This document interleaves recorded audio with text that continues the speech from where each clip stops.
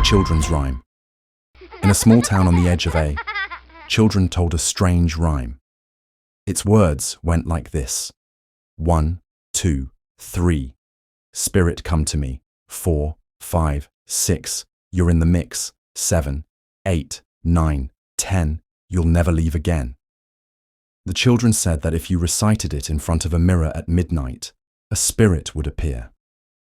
No one took it seriously until one night a boy named Ilya disappeared. His sister, Katya, decided to find out what had happened. She knew Ilya loved scary stories and might have tried the rhyme. Katya found a note in his room. I summoned him. He's coming for me. Katya decided to repeat the rhyme to find her brother. At midnight, she stood in front of the mirror and recited the words. At first, nothing happened, but then she felt the air grow cold. A shadow appeared in the mirror. It slowly approached, and Katya saw a face. It was Ilya, but his eyes were empty. Ilya! She shouted, but he didn't respond. Instead, he reached out as if to pull her into the mirror. Katya jumped back, and the reflection vanished.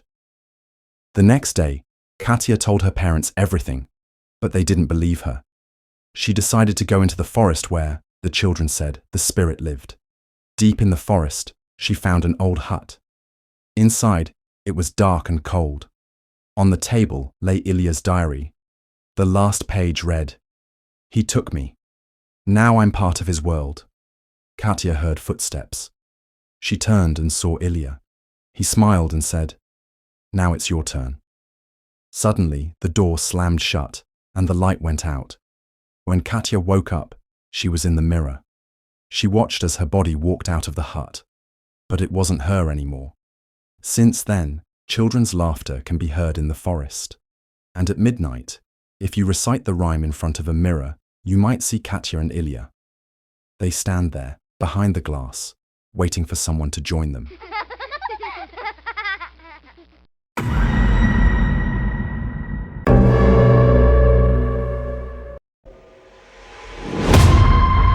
The Forgotten Diary. The old house on the outskirts of town seemed like the perfect place for a fresh start. Maria had long dreamed of peace and solitude, and this 2-story mansion surrounded by a dense forest was exactly what she was looking for. The price was suspiciously low, but the real estate agent just smiled and said, "The house just needs some care." Maria didn't think much of it. The move went smoothly, but from the very first evening, strange things began to happen. The floorboards creaked, footsteps could be heard on the second floor, even though Maria knew she was alone. She chalked it up to old pipes and the wind, but a sense of unease lingered. On the third day, while unpacking boxes in the living room, Maria found a small door hidden behind an old cabinet. Behind it was a narrow staircase leading to the attic. With a flashlight in hand, she climbed up. The attic was cluttered with old things: dusty books, broken furniture, boxes of clothes. Among it all, she noticed a small wooden box. Inside was a leather-bound diary. On the first page, it read, Anna's Diary, 1985. Maria sat on the floor and began to read. Anna wrote about her life in the house, her love of nature, her dreams. But the further Maria read, the darker the entries became. Anna wrote about feeling a presence, strange noises at night, her things disappearing and reappearing in different places. The last page read, He's still here. He won't let me go. Maria felt a chill run down her spine. She closed the diary and decided it was just someone's fantasy. But that same night, she was awakened by a loud knock. It came from the attic. Her heart raced, but Maria gathered her courage and went upstairs. The attic was quiet, but the box where the diary had been was open. Its pages were scattered on the floor, and on one of them, written in red ink, were the words, You're next. From then on, nightmares became her constant companions. She saw shadows in the corners of the rooms, heard whispers when no one was home. One morning, she discovered that all the clocks in the house had stopped at 3:15. Maria decided to learn more about Anna. She went to the local library and found old newspapers. In one of them was an article about the disappearance of a young woman named Anna in 1985. She was never found. Maria realized the house held a dark secret. She decided to leave, but every time she packed her things, something stopped her. Either the car broke down or the keys went missing. One night, she woke up to find someone sitting on the edge of her bed. She couldn't see their face, but she felt the cold air enveloping her. In desperation, Maria returned to the attic. She found the diary and began writing her own story, as if it could save her. But when she finished, the pages of the diary began to fill on their own. Words appeared before her eyes. "You're part of this house now. You'll never leave." Since then, the house has stood empty. But the locals say that at night, lights can be seen in the windows and smoke rises from the chimney. And sometimes, if you listen closely, you can hear a faint whisper. He's still here.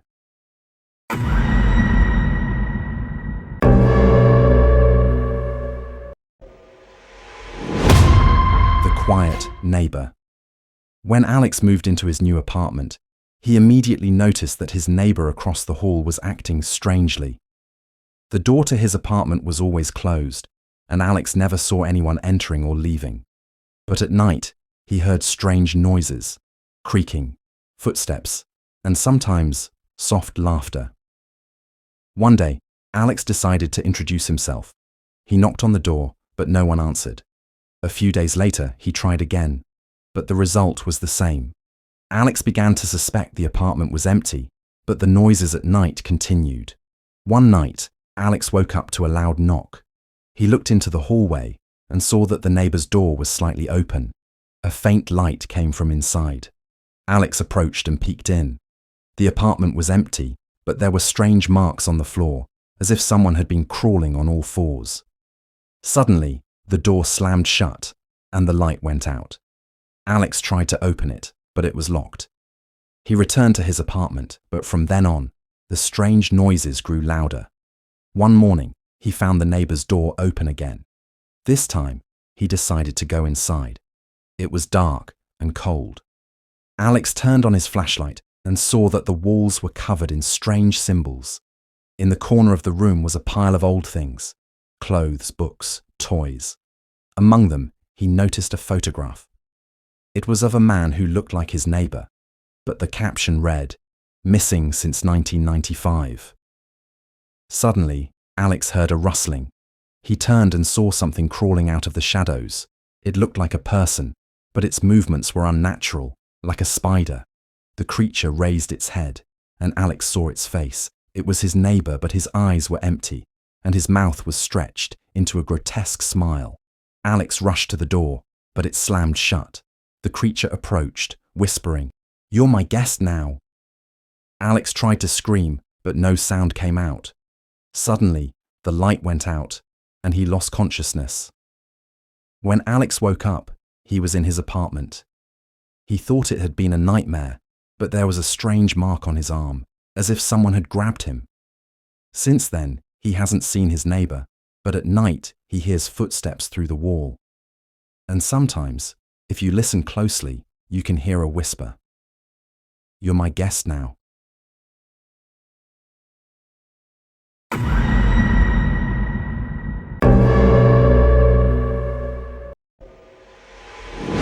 The night bus. Eleanor stayed late at work. When she left the office, it was already dark. At the bus stop, she saw a bus she had never noticed before. The sign on the windshield read, Route 13. Eleanor thought it was strange, but decided it must be a new route. The bus was almost empty. The driver, a man in a dark uniform, didn't turn around when she boarded. Eleanor sat by the window. The bus started moving, and she noticed that outside the window, everything seemed blurry, as if they were driving through fog. After a few minutes, the bus stopped, and a strange passenger got on. He wore an old-fashioned coat, and his face was hidden in shadow. Elena felt a chill. The passenger sat behind her, and she heard a whisper. "You shouldn't have boarded." The bus kept going, but outside there were no streets or houses, just a dark forest. Elena tried to ask the driver where they were going, but he didn't answer. She stood up to get off at the next stop, but the doors didn't open. The passengers, whose numbers were growing, silently stared at her. Suddenly, the bus stopped in the middle of the forest. The driver turned around, and Elena saw that he had no face, just emptiness. The passengers began to exit, and she realized they weren't human either. Their figures were blurred, like shadows. Elena tried to scream, but no sound came out. She ran into the forest, but the trees seemed endless. Footsteps followed her. When she finally stopped, she saw an old cemetery. On one of the gravestones was her name. Since then, the Route 13 bus has continued to run at night. They say that if you board it, you'll never return. And in the forest where it goes, you can hear the faint cries of those who are lost forever.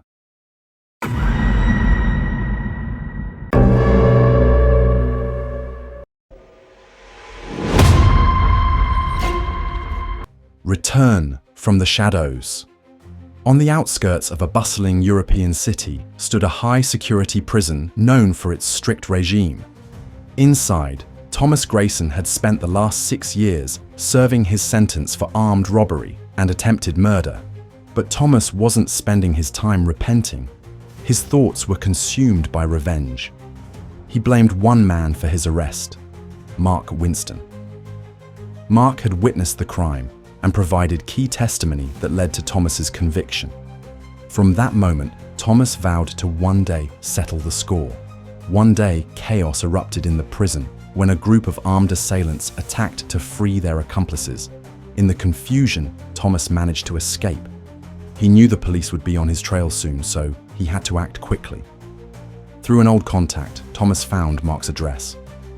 Mark now lived with his wife, Karen, and their 7-year-old son, Henry, in a quiet suburban neighborhood. For several days, Thomas observed the family. He watched Mark walk, his son to school in the mornings, and Karen ride her bike to run errands. They seemed happy, and that only fueled his rage. "You took everything from me," Thomas muttered as he watched Mark hug his son by the front door. "Now, I'll take everything from you." Thomas devised a cunning plan. He constructed an explosive device hidden inside an ordinary package, intending for Mark to open it at home, killing everyone inside. Disguised as a deliveryman, Thomas approached the Winstons' house on a Saturday when the entire family was home. "Good afternoon, Mr. Winston. I have a package for you," he said with a fake smile. Mark was surprised but took the box. Thomas nodded and walked away, his heart racing with anticipation. When Mark returned to the living room with the package, Karen immediately felt uneasy. "Who's it from?" she asked. "I don't know. There are no labels," Mark replied, inspecting the box. Karen noticed that the box was unusually heavy for its size. She insisted that Mark not open it until they determined the sender. Mark agreed. They took the package to the police station, where experts discovered the explosive device hidden inside. When Thomas learned his plan had failed, he was furious. He decided to finish the job himself. That night, he headed to Mark's house, intending to ambush him near his car. But by then, the police were already guarding the house. Thomas was apprehended as he climbed over the fence. During his arrest, he shouted, "I just wanted justice." In court, Thomas confessed that he wouldn't have stopped until he destroyed Mark and his family. The ordeal brought Mark, Karen, and Henry even closer together. They learned to cherish every moment they had with each other. As for Thomas, he was sent back to prison under a stricter regime. Yet, despite his actions, he couldn't forget Mark's words in the courtroom. "Hatred has destroyed you, Thomas. I hope you'll one day find a way to break free from it." Those words stayed with him, and perhaps they might one day lead him to a better path.